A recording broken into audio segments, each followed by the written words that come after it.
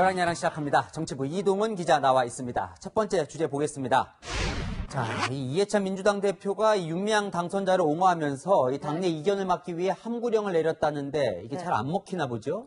네, 민주당 박용진 의원은 오늘 공개적으로 윤미향 당선자에게 해명을 요구했는데요.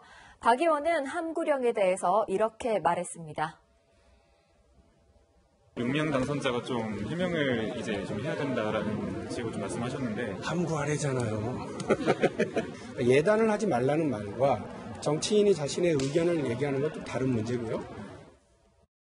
사실 함구령이라는 게 좀 권위적인 말이긴 하죠. 근데 이해찬 대표는 계속 이제 윤미향 당선자를 옹호하고 있지만 당내 분위기는 심상치가 않다면서요.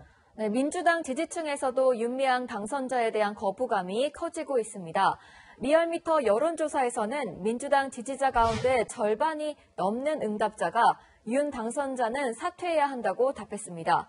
당원 게시판에도 해당 행위 이해찬, 윤미향 제명, 이해찬은 도대체 왜 윤미향을 지지 않아 등 이해찬 대표를 비판하는 글이 올라오고 있습니다. 글쎄요, 이 이해찬 대표 그동안에는 이 당 장악력만큼은 대단하다 이런 평가를 받았었잖아요. 네, 지난해 조국 사태 때 이해찬 대표의 장악력이 입증됐었습니다. 당시 이 대표는 조 전 장관을 공개적으로 옹호하고 검찰의 수사 방식을 비판했었는데요. 이후부터 금태섭 의원을 제외하고는 당내에서 조국 사태를 비판적으로 보는 목소리가 거의 나오지 않았습니다. 그렇다면 이번에는 왜 이렇게 말이 잘 안 먹히는 겁니까? 네, 처지가 좀 바뀌었습니다.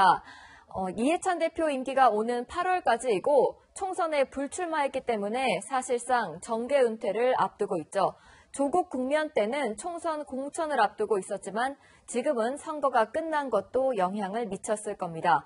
또 조국 옹호는 검찰 개혁이라는 명분이라도 있었지만 이번에는 윤미향 당선자의 대척점에 위안부 피해자 이용수 할머니가 서 있다는 점도 다른 점입니다. 네, 그렇군요. 자, 다음 주제 가보겠습니다. 18대 0, 오늘 하루 종일 국회가 이 문제로 시끄러웠어요. 이 민주당이 상임위원장 18석을 모두 가져가겠다 이렇게 선전포고를 했죠. 맞습니다. 민주당의 폭탄 선언에 통합당이 단단히 화가 났습니다.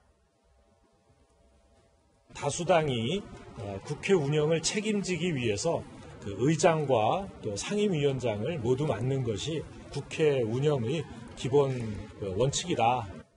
모든 상임위원장 다 가져갈 거니까 의원도 다 가져가지.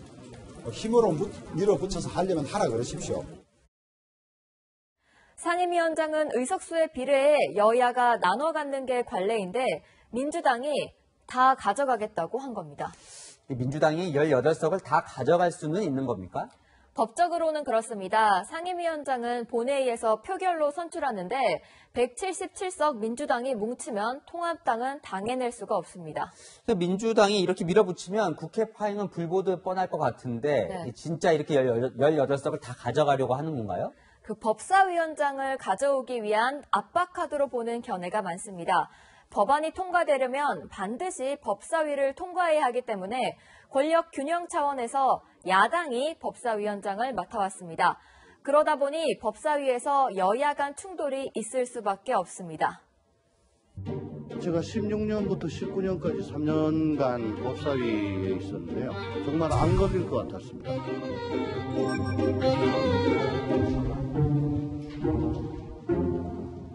말씀 좀 들으세요. 가만히 계세요.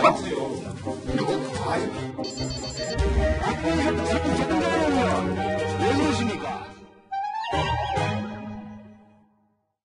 민주당이 법사위원장을 가져오거나 통합당에 주더라도 법사위 권한을 대폭 축소하기 위해서 선공을 했다는 분석이 많습니다. 그 시작도 전에 또 여야가 삐걱거리고 있는데요. 내일 있는 문재인 대통령과 여야 원내대표 오찬에서는 국민을 위해 생산적인 결과가 나오면 좋겠습니다. 지금까지 여랑야랑이었습니다.